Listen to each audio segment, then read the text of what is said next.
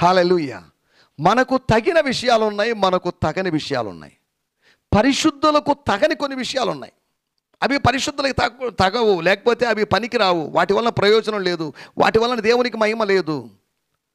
యేసు ప్రభు చెప్తున్నట్టు మాట, తనను నివారింప చూసినటువంటి, లేకపోతే వద్దని సార్ మీరే నాకు బాప్తీసం ఇవ్వాలి, అటువంటిది నేను మీకు బాప్తీసం ఇవ్వడం ఏంటి అని అడిగినటువంటి యోహానుతో చెప్పాడు, మనకు ఇది తగి ఉన్నది. This is the right way that we should do. ఈ మార్గం ప్రకారం, ఈ విధానం ప్రకారం మనం చేయాలి. ఇది మనకు తగి ఉన్నది. మనకు తగిన విషయాలు ఏంటో మనం దేవుని వాక్యం మనకు నేర్పిస్తుంది. అదే సమయంలో తగిన విషయాలు తగని విషయాలకు మధ్యలో తారతమ్యాన్ని గుర్తించి కేవలం తగిన విషయాలు, గతకాలం అంతా పూర్వకాలం అంతా తగని విషయాలు, మనకు సెట్ కానీ ఫిట్ కాని విషయాలు, అనవసరమైన విషయాలు చేశాం.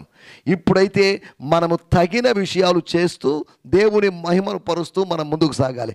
నీతి యావత్తు ఇలాగూ చేయవలసి ఉన్నది, నెరవేర్చవలసి ఉన్నది. ఇది మనకు తగినది. యోహాను లాంటి వారికి, లేదా యేసు లాంటి వారికి, మనలాంటి వారందరికీ ఇది తగి ఉన్నది.